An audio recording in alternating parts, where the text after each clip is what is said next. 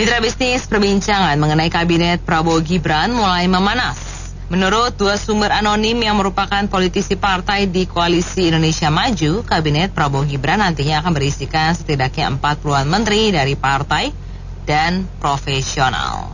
Belum termasuk wakil menteri atau menteri muda yang disiapkan untuk sejumlah relawan.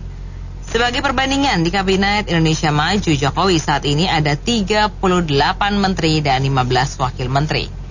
Apa komentar Anda mitra bisnis mengenai prediksi gemuknya kabinet Prabowo Gibran? Silakan berikan komentar Anda di 6339160 atau WhatsApp call di 0816924924. Menurut saya itu sangat banyak ya. Bukan banyak lagi tapi sangat banyak, karena kita bandingkan dengan negara-negara lain yang lebih sukses dari kita ya.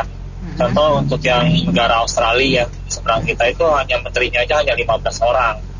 Nah untuk yang negara Malaysia, yang negara udah terbukti indeks per kapitanya lebih tinggi daripada kita penduduknya, penghasilannya itu menterinya aja hanya 23. Nah Amerika yang udah negara yang maju, sangat maju sekali, itu menterinya aja nggak ada sebanyak kita. Menterinya itu hanya sekitar 17 orang, ditambah pejabat yang setara dengan menteri itu total 24-an orang, sekitar 24, seperti ya kayak kepala FBI, kepala intelijen, kepala Kadin, Kamar Dagang Indonesia. Nah, itu hanya 23 orang. Menurut saya ini terlalu berlebihan untuk pemborosan uang rakyat ya. Karena kita tahu nih kayak seperti pejabat-pejabat yang kayak DPR, MPR itu yang jabatannya mungkin hanya 5 tahun yang kemudian nanti nggak terpilih. Tunjangan pensiun itu hingga dia meninggal loh. Berapa banyak uang rakyat yang digelontorkan jika misalkan wakil rakyat tersebut atau menteri tersebut hanya mengabdi selama 5 tahun. Negara harus membayar uang pensiunnya itu sampai nanti dia meninggal atau minimal umur 65 tahun ya. Bayangin itu pajak rakyat tuh Bu. Saya bilang mungkin bisa direvisi kali ya undang-undang tunjangan atau pensiun buat aparatur sipil negara ya. Mungkin bisa diatur, misalkan yang minimal mengabdi 4 kali 5 tahun atau 20 tahun itu baru bisa mendapatkan uang pensiun. Nah itu baru fair buat rakyat, kita sebagai rakyat yang bayar pajak. Nah ini kita yang sebagai rakyat yang bayar pajak merasa nggak adil.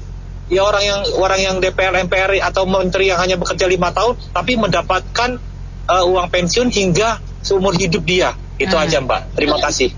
Ya jadi memang sebagai rakyat kita harapkan kementeriannya jangan terlalu gemuk ya, karena itu akan menyebabkan anggaran menterinya sendiri, kementeriannya sendiri dan wakil menterinya jadi membengkak, sehingga sedotannya dari alokasi yang harusnya aktivitas kementerian yang menyentuh masyarakat dikhawatirkan berkurang. Nah, oleh karena itu bagi kekuasaannya cukup di level menteri, mungkin wakil menteri ditiadakan karena toh sudah akan ada direktur jenderal. Jadi kalau wakil menterinya ada hanya sebagai sebagai pembagian tugas menjadi lebih teknis si wakil menteri dan wakil menterinya menjadi politis, berubah nanti fungsi menteri itu yang harusnya pembantu presiden yang paham dari A to Z permasalahan di kementeriannya. Ini kebanyakan delegasi jadinya gitu loh. Dari menteri ke wakil menteri ke dirjen, kebanyakan delegasi untuk satu hal. Justru memperpanjang jalur komando ini tidak efektif bagi presiden.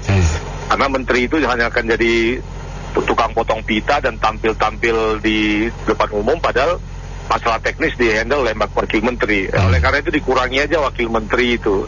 Kemudian ada di media tadi tulisan tentang Pak Luhut mengatakan kepada presiden baru, tentu Pak Prabowo, jangan bawa orang toksik. Nah ini juga hati-hati dengan pernyataan itu buat manajemen yang baru, presiden yang baru. Jangan sampai toksik itu diartikan tidak boleh berselisih paham atau berbeda pendapat di dalam kementerian. Kalau pengertian jangan bawa orang toksik itu adalah bawalah yes man di sekelilingmu, ya susah juga. Karena biasanya kalau seorang presiden hanya dikelilingi oleh yes man saja, biasanya yang terkorban itu rakyat. Karena mereka akan menaikkan harga-harga regulated price, Mereka akan buat kebijakan-kebijakan yang asal Bapak senang, karena begitu dia berbeda pendapat, dissenting opinion, dianggap toksik gitu kan. Nah ini berbahaya. Jadi jangan sampai sudah nggak usah dinasihatin sebagai pendapat boleh, tapi kalau jangan pakai toksik, pakai ya terserah Pak Prabowo, Pak Gibran lah. Mereka mau tunjuk siapa, kemudian ada yang paling nurut, nah punya capability, tapi ada yang nurut punya capability, atau ada yang punya capability tapi suka kasih dissenting opinion. Nggak apa-apa, biar jadi beragam untuk kepentingan rakyat dan pemerintahan. Nggak usah Pak Luhut terlalu ikut campur untuk urusan bulan 9 ke atas. Jadi tunaikan aja Kementerian Kemenko Marinvest sampai bulan 9. Setelah itu setiap orang ada masanya, setiap masa ada orangnya Pak. Terima kasih. Menurut saya sih gini ya, saya berharap sih jangan terlalu gemuk juga ya. Jadi istilahnya bisa efektif ya untuk kerja. Terus yang saya berharap juga untuk presiden yang terpilih yaitu Pak Prabowo ya. Intinya itu kalau memang ada menterinya yang kurang bagus, yang perlu di reshuffle, ya itu harus betul-betul berani untuk seperti kayak Pak Jokowi gitu loh. Kalau tidak bagus ya langsung copot terus ganti yang lain gitu loh, yang betul-betul bisa bekerja ya. Karena kalau saya lihat sih kalau untuk kabinet Pak Jokowi sangat efektif banget ya. Jadi istilahnya Pak Jokowi juga melihat kerjanya dari menteri-menterinya dia tuh jadi betul-betul bermanfaat untuk masyarakat dan bisa istilahnya dirasakan masyarakat langsung gitu loh. Kayak saya berharap seperti itu juga ya, berlaku untuk kabinetnya Pak Prabowo ya. Gitu aja. Terima kasih. Iya, pada dasarnya di dalam kita melihat Undang-Undang Dasar 1945 yang amandemen 4 kali adalah hak prerogatif presiden untuk memilih menteri atau pembantunya. Itu sesuai dengan Undang-Undang Dasar 1945 yang amandemen 4 kali. Jadi mau dibikin kabinet gemuk atau kabinet kurus itu sesuai normalnya adalah sesuai kebutuhan ya, sesuai kebutuhan di pemerintah saat yang akan datang ini. Dan siapapun yang dipilih itu mungkin sudah ketentuan dari para pemerintah ini, baik eksekutif yang 1-2. Jadi ini kalau hak prerogatif normalnya dalam Undang-Undang Dasar ya seperti itu. Tapi kalau ternyata prakteknya karena di negara kita kemungkinan ada kepentingan parpol ya kita tidak tahu bagaimana berikutnya kemudian seperti itu kan. Di negara kita banyak pelaku-pelaku aktor aktif politik dan itu kerjasama mereka sehingga tercipta demokrasi Pancasila yang seolah ada. Jadi kemungkinan ya ini nanti sesuai kebutuhannya mereka yang sudah menang pemilu. Kemudian seperti itu. Terima kasih. Sebetulnya menterinya mau 100 juga menurut saya nggak apa-apa loh Pak, karena itu sama sekali enteng buat APBN-nya ya kan. Saya melihat justru yang perlu diketahui khalayak umum nih ya, Indonesia nggak maju-maju karena yang namanya agama itu ya Pak ya, itu membebanin sekali tuh, menggerogotin APBN kita ya kan, mulai dari apa istilahnya, maaf kata ya, ada naik haji ya, itu dibebani oleh negara loh, ribuan triliun ya. Dan untuk satu agama kan juga tidak adil ya kan, juga tempat ibadah itu dari situ tuh Pak. Kalau soal menterinya 60, 40, 100 bahkan 1000 juga masih enteng. Jadi itu masalah kecil tuh. Jadi saya pikir pasangan Prabowo Gibran ini memang harus menyetop ya, untuk urusan yang agama ini harus segala subsidinya di stop semua. Karena menjadi Indonesia jadi dari tahun ke tahun nggak dapat kemajuan Pak. Kayak gitu aja. Makasih. Iya, kalau saya sih melihatnya kita mencontoh lah ya kabinet di SBY Jokowi sekarang.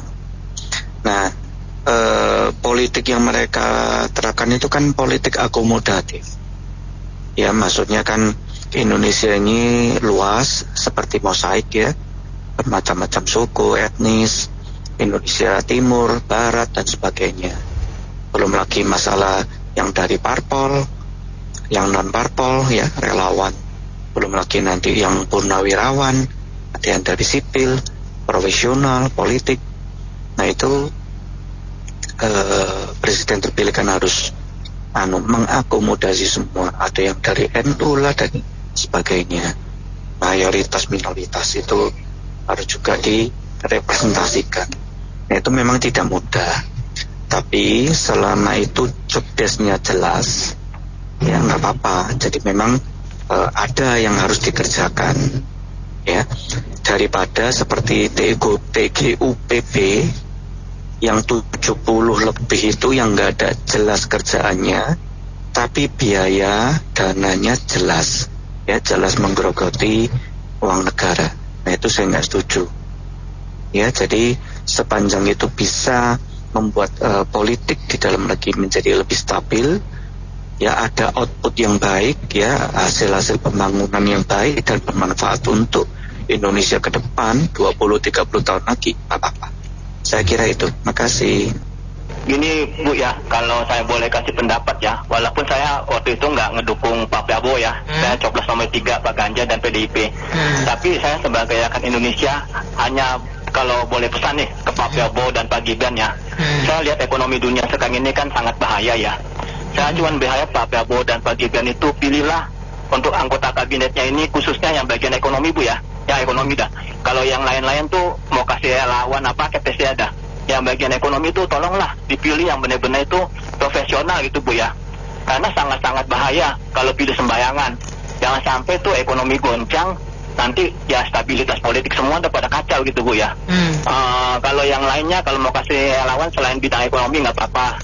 Masalahnya tuh bukan soal gemuk atau enggak, memang ini konsekuensi dari partai politik yang multi partai, suka atau nggak suka emang mesti begini. Tapi kalau bisa yang penting juga itu ekonomi, pilih yang profesional. Terus yang kedua jangan sampai ada korupsi dah Bu, di BUMN, di proyek infrastruktur segala macam. Itu tuh yang bikin susah negara dan bikin miskin rakyat Indonesia. Itu aja deh Bu, makasih. Ini sih menurut saya ini sudah pertanda buruk ya. Kabinetnya yang kalau dibentuk bener yang tadi pas FM infokan, jumlah orangnya bengkak. Ini sudah pertanda buruk bagi pemerintah. Mohon maaf. Contoh lah ya, kita lihat dari waktu Gubernur Anies, dia bikin satu pemerintahannya dengan TGPU apalah, tambahannya puluhan orang, kerjanya apa? Yang sudah pasti itu hambur-hamburkan uang anggaran APBD. Ini juga sama. Mestinya kalau mereka itu mau mengikuti contoh, katanya Pak Jokowi jadi panutan, contohlah, ikutin dulu, carilah orang yang profesional, yang benar-benar harus memikirkan kepentingan rakyat dan punya integritas. Jangan cuman relawan yang dukung-dukung, bukan tidak boleh, tapi harus utamakannya profesional dan punya integritas. Kalau tidak, habis nih uang rakyatnya, yang saya yang termasuk bayar pajak, terus terang nggak setuju. Itu sudah pasti itu kebobolan.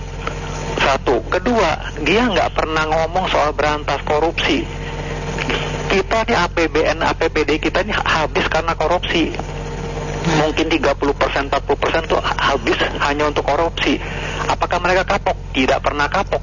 Karena apa? Semua pejabat hukumnya itu hampir main. Coba periksa saja Mbak, mereka yang korupsi, coba tinggal di penjara itu ada AC-nya apa enggak. Itu aja, nggak usah jauh-jauh. Makanya para pejabat itu nggak pernah kapok. Orang yang korupsi nggak pernah kapok. Hanya 4-5 tahun dapat remisi, bebas lagi. Uangnya banyak dikorupsi. Nah itu yang nggak pernah dibicarakan. Pak Jokowi minta supaya undang-undang menyita aset koruptor mana disetujui sama anggota DPR-nya, ya karena semuanya begitu. Kita yang bayar pajak yang mati-matian. Jadi kasihan bangsa ini ya, kalau punya pemimpin kayak begitu, ya cuman hura-hura rame-rame, bikin ini bikin itu, yang diuntungin cuman sekelompoknya orang saja. Ini kita negara nggak bakal bisa maju, sampai kapanpun tidak bakal bisa maju ya. Itu kan baru rencana ya. Tapi nggak cukup pada evaluasi kemarin ini. Kita lihat menteri karena bagi-bagi jabatan. Beberapa kementerian kita lihat orang yang dari partai posisinya ada celah yang diduga kasus korupsi. Kita lihat wakil menteri juga, kita lihat unsur dari utusan partai-partai. Kita lihat pejabat komisaris utama BUMN itu pembagian saya tanya, ada seorang artis pelawak menjadi komisaris utama BUMN, ada seorang ingin jadi relawan belas jasa. Pertimbangkan yang matang, jangan melakukan lagi yang udah terjadi kemarin. Kedua, berani bersenterah yang seperti ini kembali kepada undang-undang KPK sebelumnya. Kemarin ada undang-undang KPK yang melemahkan KPK. Malah salah seorang petugas di KPK di dana kriminal gitu, awal-awalnya nggak dapat. Itu cacat hidup seorang gitu tuh. Itu sebagian yang kita lihat. Kemudian evaluasi. Restrukturisasi badan usaha. Badan usahanya itu harus diperbaiki sama Pak Prabowo. Dari tingkat kelurahan itu banyak sekali wajib pajak yang harus diakomodasi. Karena penganggurannya itu cuma itu cara menyelesaikan penganggurannya itu. Berapa standar karyawannya itu. Jadi programnya ini bukan tingkat kelurahan juga yang menyeluruh, tapi nasional. Ini yang harus tugas berat dari Pak Prabowo sama kabinetnya itu. Dan saya sarankan juga memang seharusnya 70% koalisi Pak Prabowo ini di bawah, jangan sampai 100%.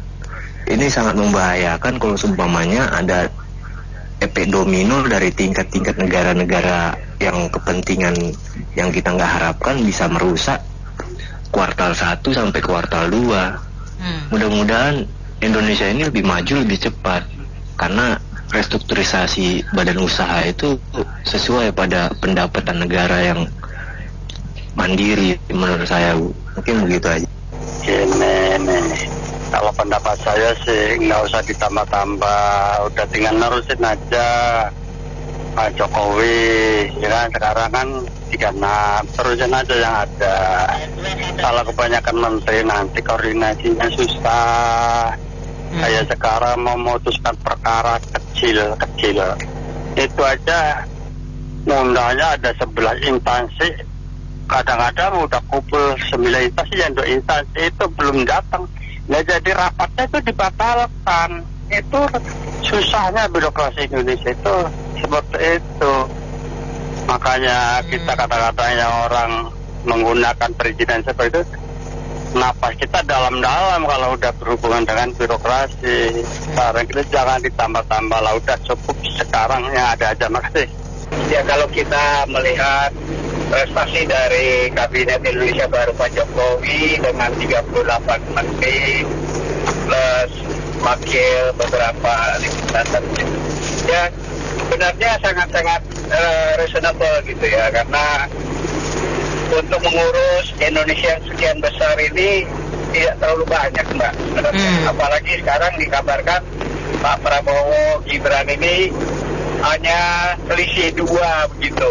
Ya, itu wajar karena mungkin kemampuan Pak Prabowo dibandingkan Pak Jokowi juga kan berbeda begitu kan. Nah, selain itu juga kita bersyukur bahwa yang sekarang ini menjadi pemenang Pilpres adalah 02. Kalau seandainya 01, mungkin menterinya bisa di atas 100, Mbak. Karena di DKI aja dia menggunakan pembantu itu sampai 70 lebih gitu.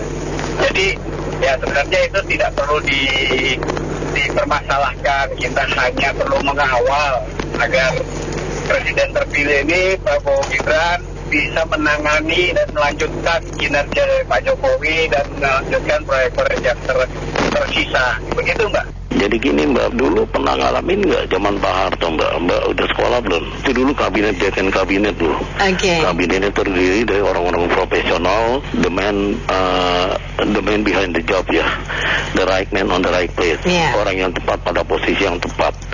Jadi itu betul-betul tidak terlalu besar perampingan kabinet sedemikian rupa, efisiensi digunakan untuk memaksimalkan pekerjaan atau totalitas energi. Nah, Saya berharap Pak Prabowo bisa mengoptimalkan, jangan terlalu memakai semua elemen kekuatan di masyarakat, partai-partai yang tergabung menjadi kolaborasi yang gemuk gitu loh. Ini susah nih nanti. Masalahnya kalau ada, ya mohon maaf, terjadi satu parpol anggotanya yang berbuat yang kurang baik atau manipulasi, ini akan terjadi korup yang sedemikian rupa yang mencerminkan kondisi kabinet yang kurang baik di mata masyarakat. Jadi saya kira harus betul-betul dipilih orang-orang yang terutama yang membantu di belakang dia. Jadi tidak perlu adanya penggemukan kabinet. Tapi kalau perlu dipilih orang-orang profesional. Jadi jangan semua orang partai yang notabene ya mohon maaf bukan di bidangnya gitu loh. Jadi bisa dioptimalkan. Kalau dia bidang energi tolong dipakai untuk bidang energi. Kalau dia bidang pendidikan, jangan pendidikan dipakai untuk bidang sosial atau hal-hal lain yang kadang-kadang bertolak belakang dengan nilai akademis ataupun sains yang dipelajarinya. Jadi nanti takutnya tidak akan berkesinambungan dan akan merusak citra kabinet tersebut. Saya kira demikian. Ya, sudah saya prediksi bahwa Prabowo itu akan merangkul semua. Nah, ini jatah-jatah semua ini akan terjadi. Ini semua bancakan. Jadi fasilitas pemerintah negara diambil oleh menteri-menteri, oleh wakil menteri, dirjen segala macam. Jadi pajak nanti dinaikkan untuk memenuhi kebutuhan fasilitas para menteri-menteri ini. Karena satu menteri itu satu rumah, satu mobil, semuanya itu fasilitas negara semua yang gratis. Nomornya nomor yang istimewa. Jadi ya bancakan itulah. Jadi ini bisa-bisa seperti kayak Bung Karno, ada 100 menteri. 100 menteri itu. Apa yang akan dibuat, apa yang akan dikerjakan kalau begitu banyak orang yang mau jadi menteri, menjadi pejabat-pejabat itu. Ini saya udah prediksi ini pasti terjadi. Karena apa? Kalau enggak bisa cakar-cakaran. Ini menunjukkan asas gotong royong dan kekeluargaan ya, keluarga besar ya. Jadi melibatkan banyak pihak untuk membangun bersama-sama karena menangnya juga menang besar kan, ya telak ya. Ya sekarang kita mau mempertanyakan apa nih gitu loh. Ada indikasi mereka mengarah ke korupsi atau performa kerjanya yang nggak benar, atau ini timbul lagi tren kembali ke masa lalu, masalah kroni lingkungan terdekat, atau ya memang mereka kan berkoalisi tujuannya untuk berkuasa. Tapi saya menggarisbawahi saja, memang ini negara besar, juga harus dikelola oleh tim yang besar, tapi merata, tidak terkonsentrasi di Jawa saja. Terus kedua KPI. Nah, misalnya bidang-bidang yang ditaruh menterinya, wakil menterinya, menteri mudanya, itu apa KPI-nya dalam 100 hari, dalam 1 tahun, dalam 2 tahun. Nah, terus mereka punya ini nggak fakta integritas. Semisal nggak tercapai apa yang mau dikerjakan, bersedia mundur, atau bagaimana gitu loh. Jangan nanti ya ketika menjabat itu mengikuti keteladanan yang sebelumnya, cawe-cawe, cari proyek, makelar proyek, yang nggak ada kepikiran buat mengurusin kebijakan yang menguntungkan rakyat, gitu loh, baik di pendidikan, kesehatan, tenaga kerja, ya gitulah. Saya sih hanya ini aja sih, maksudnya, ya kemarin kita dukung dia, sekarang kalau dia punya gagasan kayak begini, kalau kita curiga juga, gimana gitu loh. Ya, seperti yang sudah Mbak, yang namanya pertolongan nggak ada yang murni, selalu ada kue di belakang pertolongan sudah terjadi. Dan saya rasa ini akan semakin gemuk Mbak jika nanti akan ada beberapa partai yang berniat bergabung kembali. Cuman yang sangat disayangkan nanti dikhawatirkan jabatan yang seharusnya amanah untuk dewan-dewan malah diselewengkan oleh oknum-oknum tertentu yang ingin mengeruk harta masing-masing, Mbak.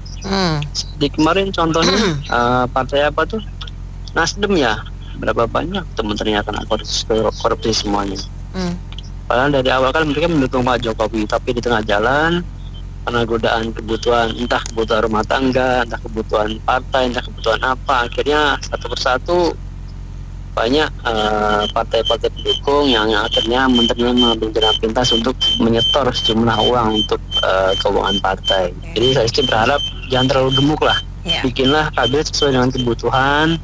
Kalau memang nggak ada wakil, jangan diadakan wakil gitu, supaya nggak ada celah untuk korupsi gitu. Mungkin gini, walaupun aku nggak pernah jadi presiden, ya tapi dikit-dikit pengalaman ya mungkin ada ya. Saya tahu ini.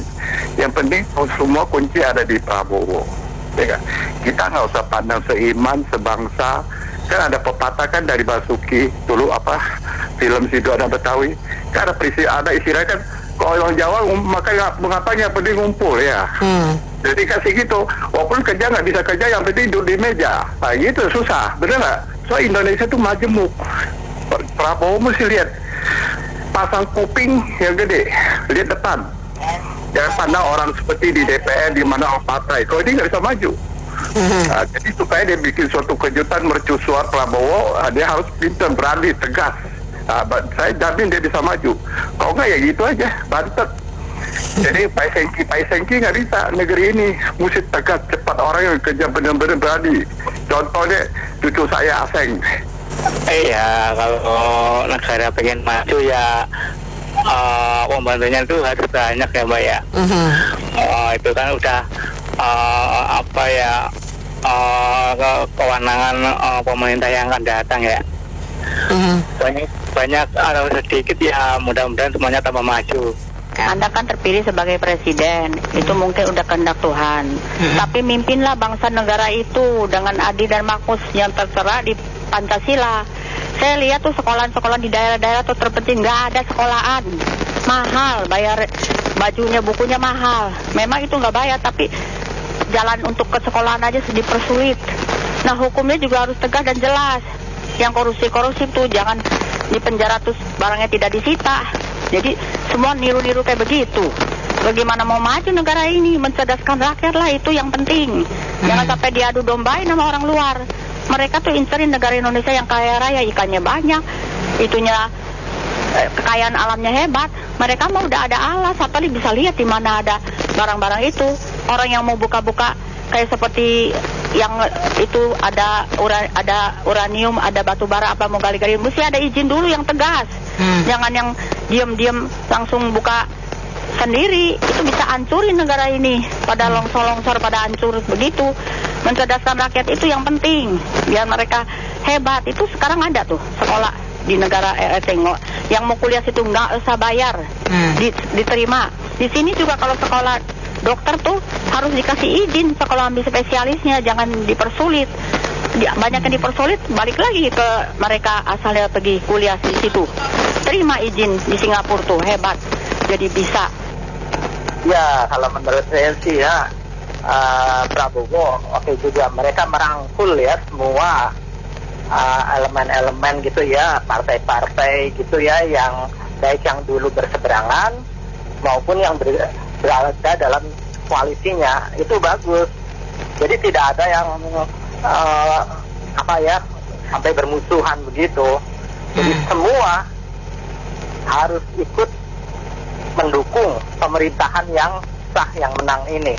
Baik itu dulu berseberangan maupun yang tidak berseberangan, artinya dalam koalisi Pak Prabowo itu semuanya tidak ada lagi yang bermusuhan. Semuanya harus bergabung demi merah putih ini.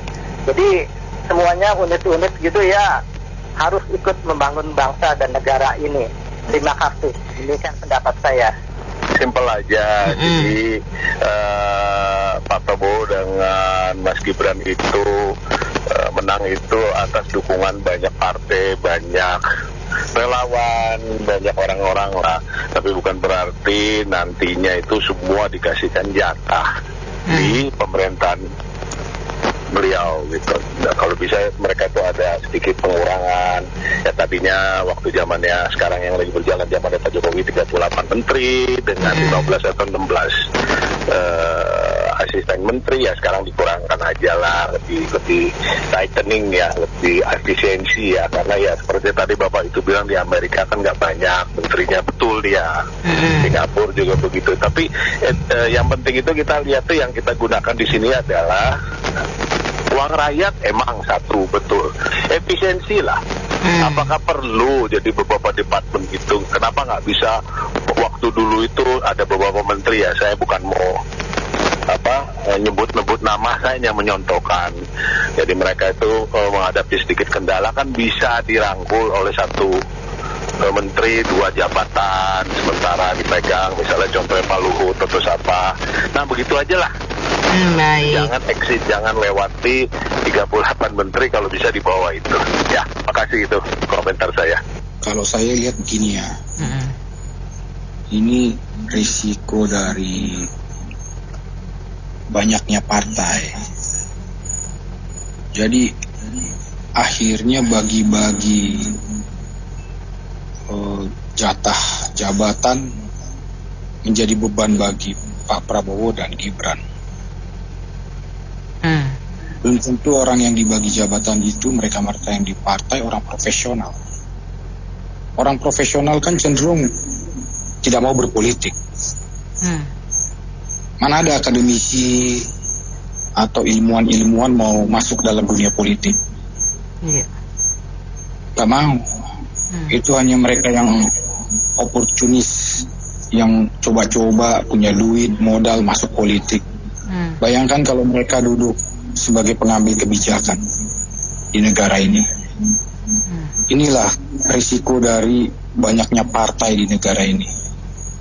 Tapi apapun juga ya, kita berharap Pak Prabowo mau membenahi pertama hukum di Indonesia.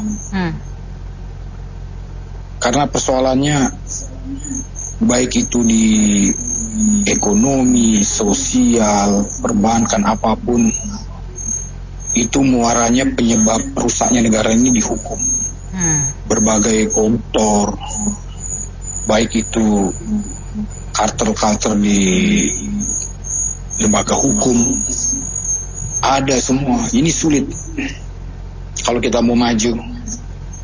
Kalau kita bicara pendidikan, di sana ada juga korupsi. Kita bicara sektor pangan, ada korupsi. Jadi hukum, karena mereka yang mau duduk di jabatan ini nanti, pasti mereka orientasinya berpikir bagaimana mereka membalikan modal kampanye mereka.